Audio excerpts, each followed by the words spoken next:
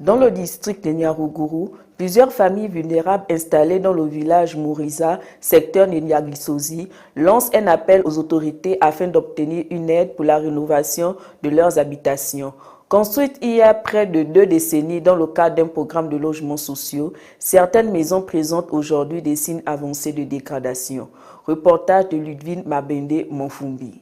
L'inquiétude grandit parmi les habitants du village de Moliza, dans le secteur de Nyagisozi, district de Nyalugulu. Plusieurs familles vivant dans des logements construits dans le cadre des programmes communautaires d'habitat affirment que leurs maisons sont aujourd'hui dans un état de délabrement avancé. Catherine Ouizeimana, l'une des bénéficiaires de ces habitats, explique que les murs de sa maison se fissurent progressivement et que certaines parties de la structure menacent de s'effondrer. Elle confie vivre dans la peur permanente qu'un accident puisse survenir et mettre sa famille en danger. Une préoccupation partagée par d'autres habitants du village, notamment Liberata Mukangabo et Drosela Nyandui. Elles indiquent que leur maison se détériore de plus en plus avec le temps et qu'elles ne disposent pas de moyens financiers nécessaires pour entreprendre les travaux de réhabilitation. Les autorités locales reconnaissent l'existence du problème. Le secrétaire exécutif du secteur de Nyagisozi, Vedas Biimana, affirme que les services administratifs suivent de près la situation et qu'un programme de réhabilitation des habitations les plus endommagées est à envisager. Selon les autorités, ces logements ont commencé à être construits à partir de 2008 pour accueillir des familles vulnérables, notamment des personnes historiquement marginalisées, des rescapés du génocide contre les Tutsis en situation précaire, ainsi que les Rwandais rapatriés de Tanzanie. Aujourd'hui, après plusieurs années d'occupation,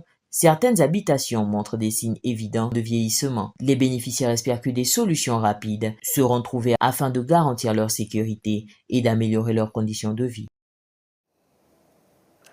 Un an après l'introduction du programme